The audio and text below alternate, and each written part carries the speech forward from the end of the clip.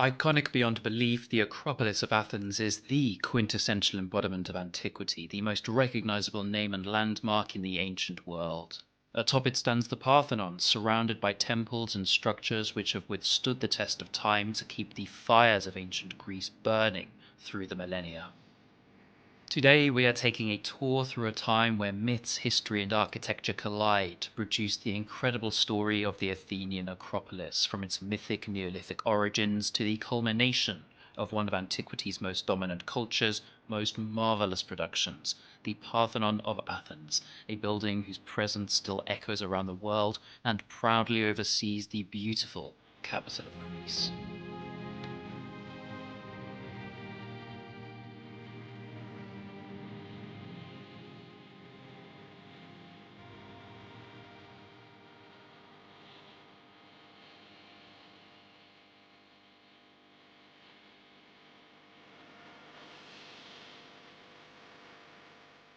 As with most ancient history, we begin in the mythical age. Way back when, before Athens was called Athens, a man was born of the earth, an autochthonous man named Actaeus. He is credited with being the first king of the region of Attica, which under him was said to be named Actae.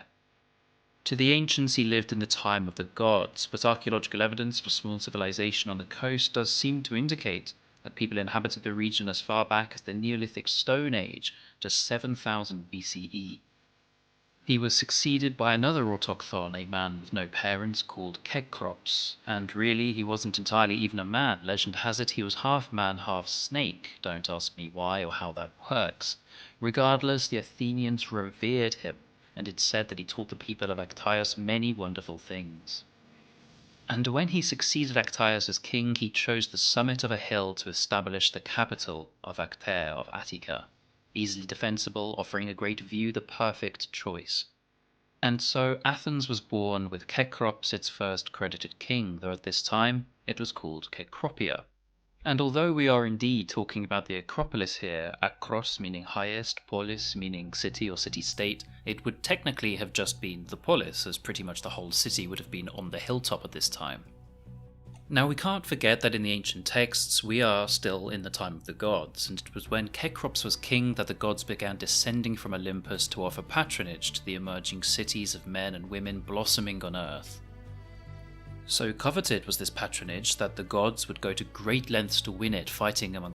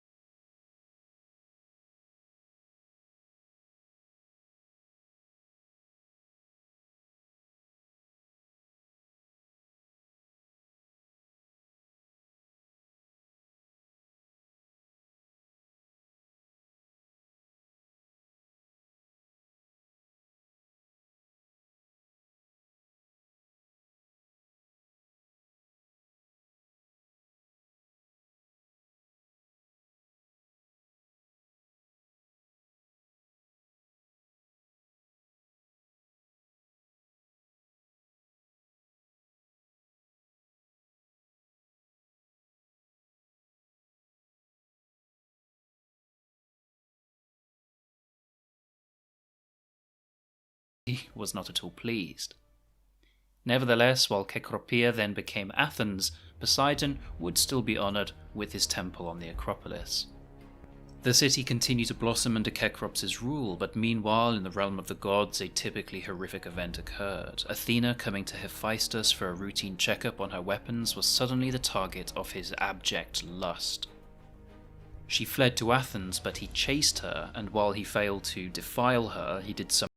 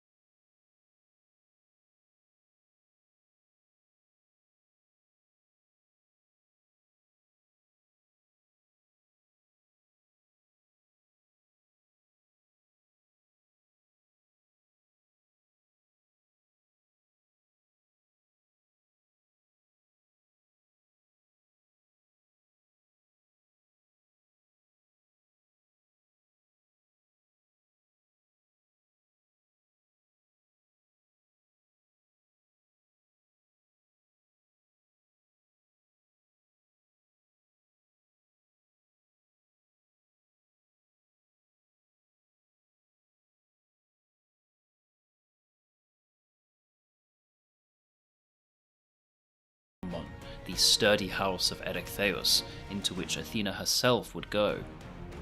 This court, the home from home of Athena, became known to the Athenians on the Acropolis as the Archeos Neos, the ancient temple of Athena Polias, Athena of the city. Over the following centuries, as we move into the Immortal Age, through the Bronze Age and Mycenaean period, great walls were built around the Acropolis, known even now as Cyclopean walls, to protect the growing city. Under the rule of the tyrant Pisistratos, in the 6th century BCE now, a new temple was commissioned near the temple of Athena Polias.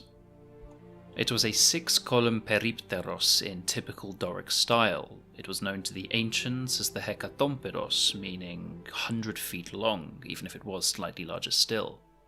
The inscriptions and frescoes from its limestone blocks left to us depict legendary battles of Heracles, Triton, lions, and snakes.